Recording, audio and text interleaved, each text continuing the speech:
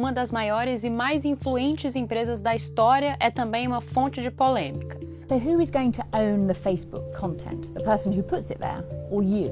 The person who's putting the content on Facebook always owns the information, right? This is their information, they own it. And you won't sell they it? often want to... No, of course not. Desde que foi fundado em 2004, o Facebook deixou muita gente com a pulga atrás da orelha, principalmente no quesito privacidade. Would you be comfortable sharing with us the name of the hotel you stayed in last night?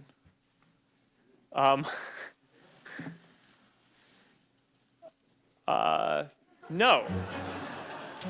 Não à toa, o fundador, Mark Zuckerberg, teve que se desculpar. We didn't take a broad enough view of our responsibility, and that was a big mistake. And it was my mistake, and I'm sorry. Sou Camila Veras Mota, da BBC News Brasil, e nesse vídeo eu vou contar a história de sucesso do Facebook e seu impacto na vida da gente, sem deixar de lembrar as enormes polêmicas em que a empresa se meteu. Esse é um capítulo da nossa série especial 21 notícias que marcaram o século XXI. Primeiro, a gente tem que voltar no tempo. Em meados dos anos 1990, começou uma espécie de corrida do ouro digital em busca de um lugar ao sol na nova realidade da World Wide Web. O que simbolizava tal disputa era a procura por um bom domínio, ou seja, um bom .com. Essa primeira geração da internet contou com inúmeras novas empresas nos Estados Unidos. Muitas fracassaram de forma espetacular. Um caso simbólico foi o da Pets.com.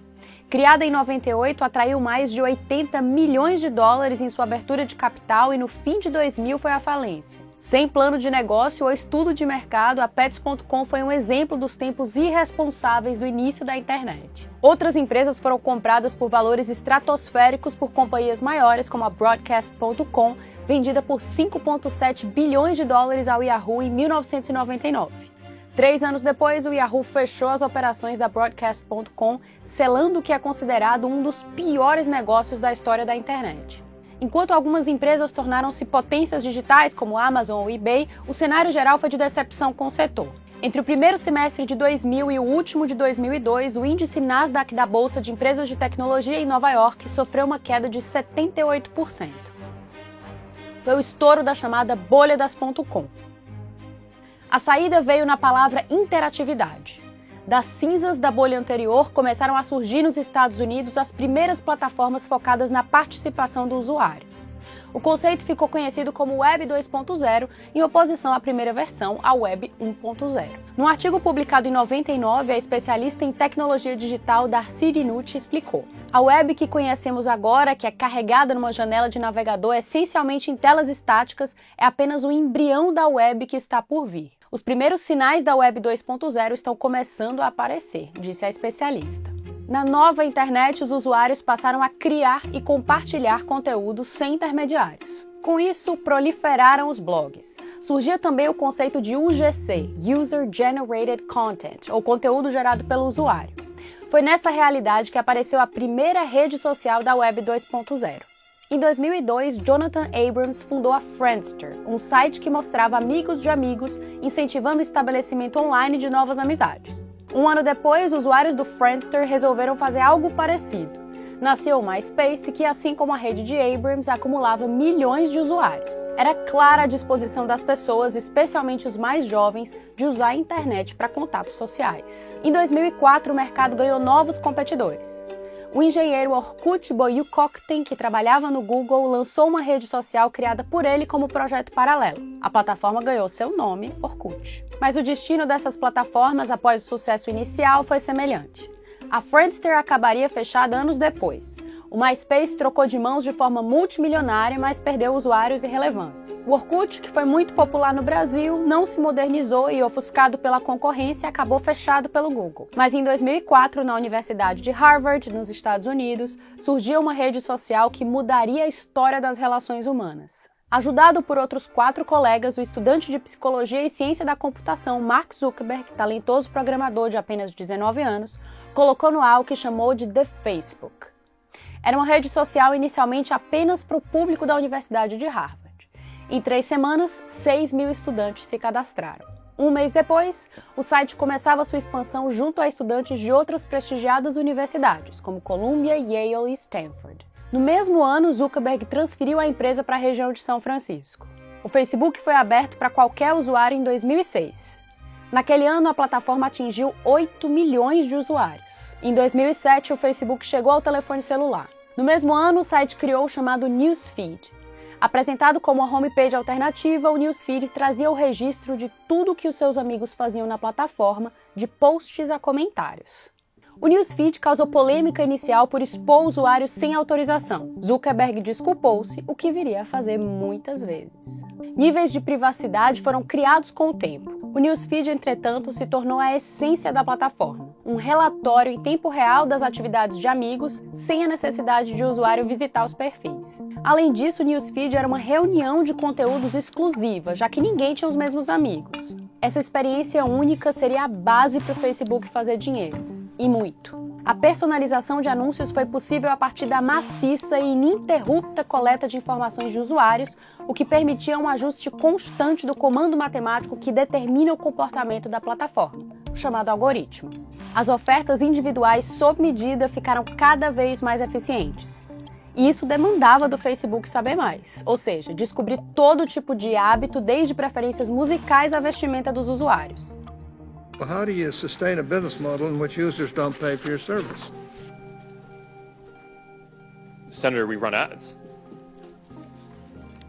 Um grande exemplo foi o Beacon, uma ferramenta do Facebook lançada em 2007, que conectava a plataforma a outras empresas.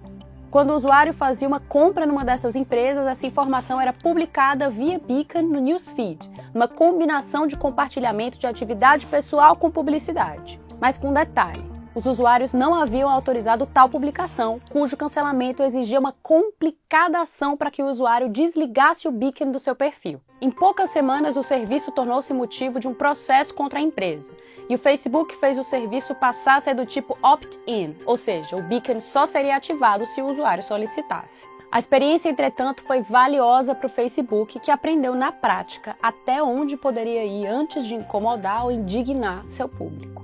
Em 2008, a rede social lançou a ferramenta de se logar em outros sites usando sua identidade do Facebook, o chamado Login with Facebook. No ano seguinte, foi a vez do lançamento do botão de like, que facilitou a expressão de sentimento positivo em relação a qualquer tipo de conteúdo dentro da rede. Gostou do que viu ou leu? É só dar um like, como a gente também diz aqui nos nossos vídeos. E como o seu like ou curtida fica registrado, ficamos como autores de posts sabendo quem gostou. Para o Facebook, o botão de like potencializou o conhecimento sobre os gostos e inclinações de cada pessoa por meio de uma coleta indireta. Em vez de o usuário declarar abertamente seu gosto por algum tipo de comida, esporte ou música, o botão de like registrava aquele gosto na prática de forma espontânea. O Facebook começava a saber mais sobre os usuários do que eles mesmos. Um like poderia revelar um interesse que a própria pessoa não tinha nem percebido ter. Em 2010, o like ganhou asas. O Facebook anunciou a expansão do botão de like para toda a web. A ideia era fazer experiências instantaneamente sociais e personalizadas em todo lugar que você vá usando a internet. Para isso, contava com a quase onipresença de sua rede social, que em 2010 tinha 400 milhões de usuários. Ao noticiar a novidade, a revista americana Time identificou o potencial comercial que o avanço da rede social representava. A empresa já tem uma plataforma de publicidade altamente desenvolvida, permitindo que os anunciantes atinjam consumidores em grupos bem definidos.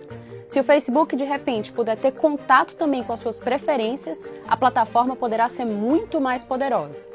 A empresa manteve-se calada sobre qualquer plano de monetização para o futuro, mas poderá em breve ter a capacidade de direcionar anúncios de uma forma mais estreita do que qualquer outro. Os números confirmaram tal previsão. Vamos botar na tela para vocês terem ideia do tamanho. Até 2008, o Facebook dava prejuízo, 56 milhões de dólares naquele ano, e tinha um faturamento de 272 milhões de dólares. No ano seguinte, a empresa entrou no azul com um lucro de 229 milhões de dólares. Em 2010, ano do lançamento do botão de like, a empresa faturou 1,97 bilhão e o lucro foi a 606 milhões de dólares. Em 2015, o faturamento foi 9 vezes maior, 17,9 bilhões de dólares, e o lucro, 3,7 bilhões de dólares. Esse desempenho se refletiu no valor total da empresa. Em 2009, o Facebook era avaliado em 10 bilhões de dólares. Em 2012, na estreia da empresa na Bolsa de Nova York, cada ação do Facebook foi vendida a 38 dólares, somando 104 bilhões de dólares. O Facebook também aprendeu com o Google, de quem trouxe para seus quadros até mesmo uma das mais bem-sucedidas executivas do setor de tecnologia. Economista Sheryl Sandberg vinha do Google, onde era responsável pela área de publicidade. Em linhas gerais, ela fazia o Google ganhar muito dinheiro com anúncios publicitários e chegava ao Facebook para repetir o feito. Com suas ferramentas e algoritmos, o Facebook havia criado a personalização social em grande escala, mas o lucro em grande escala com a personalização era obra do Google. A pesquisadora e escritora americana Shoshana Zuboff identificou na invenção do Google o nascimento do que ela considera um novo e perverso sistema econômico.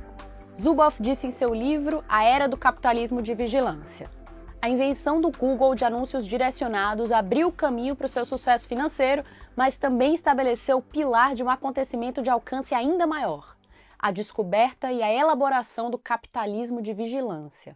Baseado no constante monitoramento do que os usuários pesquisam, compram e leem e onde vão na internet, esse novo capitalismo tem, segundo a autora, o poder de se antecipar e moldar os desejos das pessoas. Criou assim um círculo virtuoso para os lucros das empresas, mas vicioso para a privacidade e autonomia dos cidadãos. O império de Zuckerberg não apenas seguiu atraindo mais e mais usuários e clientes, como intensificou uma outra estratégia de dominação de mercado, a aquisição de concorrentes. Em abril de 2012, o Facebook pagou $1 bilhão pelo aplicativo de fotos Instagram, lançado menos de 2 anos antes e que tinha 30 milhões de usuários. 2 anos depois, uma compra ainda mais impressionante: o WhatsApp, que tinha 400 milhões de usuários. O Facebook, segundo informações do mercado, ainda tentou comprar sem sucesso um outro aplicativo em crescimento, o Snapchat, lançado em 2011. A oferta, que teria sido feita em 2013, teria supostamente chegado a $3 bilhões.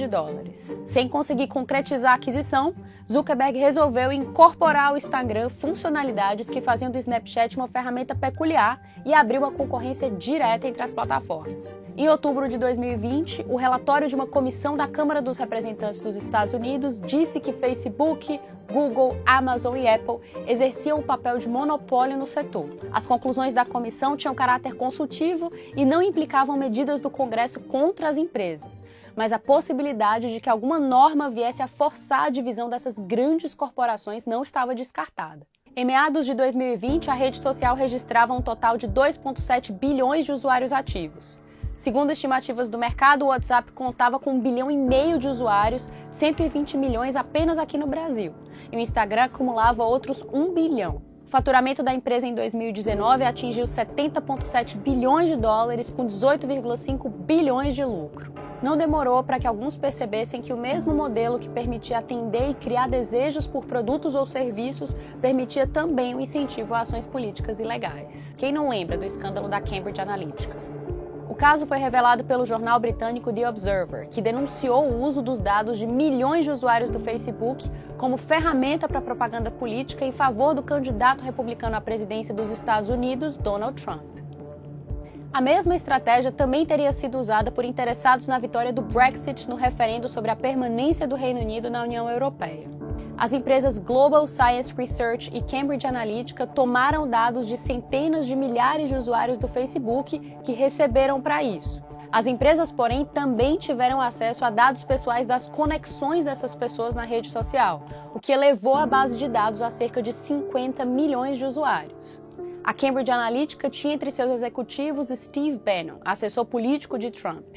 Em poucos dias, Mark Zuckerberg divulgou uma declaração em que admitiu que o Facebook havia cometido erros. Os usuários cujos dados foram roubados foram alvos de anúncios políticos direcionados especificamente para eles, numa adoção do modelo já usado na venda de produtos para propaganda e desinformação política. O Facebook, assim como aconteceria com outras plataformas digitais, passou a ser uma ferramenta de propagação das chamadas fake news, informações mentirosas que pareciam ser notícias, mas que eram divulgadas de forma deliberada para distorcer a realidade.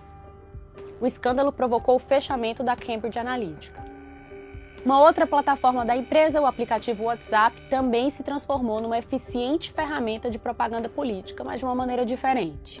Sem o amplo uso publicitário visto no Facebook, o WhatsApp trazia outro atrativo: conexões entre pessoas próximas e grupos num ambiente fechado, de difícil monitoramento por entidades externas. Em vez de anúncios no WhatsApp, a propaganda política ou ideológica passou a ser feita pelos chamados disparos, mensagens enviadas e repassadas a um número grande de pessoas. Reportagem da BBC News Brasil de outubro de 2018 mostrou como eleitores brasileiros eram colocados em grupos de WhatsApp sem seu consentimento, depois que seus telefones eram coletados de alguma maneira de listas comerciais ou de dentro do Facebook. O Facebook e o WhatsApp prometeram eliminar as brechas de seus sistemas que permitiam a invasão de privacidade indevida e o abuso por grupos políticos. Medidas específicas foram tomadas nos Estados Unidos e no Brasil, enquanto mudanças nas plataformas, como um limite menor de pessoas para quem uma mensagem poderia ser repassada no WhatsApp, foram implementadas. Mark Zuckerberg e outros dirigentes de empresas de mídias sociais e tecnologia, como Google e Twitter, foram sucessivamente convocados a depor no Congresso americano devido a problemas no setor de tecnologia, incluindo invasão indevida de privacidade e uso político dissimulado. Os impressionantes números acumulados desde que o ainda adolescente Mark Zuckerberg programou a primeira versão do Facebook em 2004 fazem da mais famosa rede social do planeta uma das histórias mais memoráveis do século XXI. Outras redes sociais, como Twitter, YouTube, Snapchat e as chinesas TikTok e WeChat, também tiveram grande impacto na forma como as pessoas interagem entre si. O Facebook, porém, concluiu as 2 primeiras décadas do milênio sem dar sinais de que perderia público, influência ou poder. Com menos de 40 anos de idade e uma fortuna de mais de 100 bilhões de dólares, Mark Zuckerberg tem disposição e tempo para fazer história. Gostaram do vídeo? Então compartilhem, eu fico por aqui. Muito obrigada e até a próxima.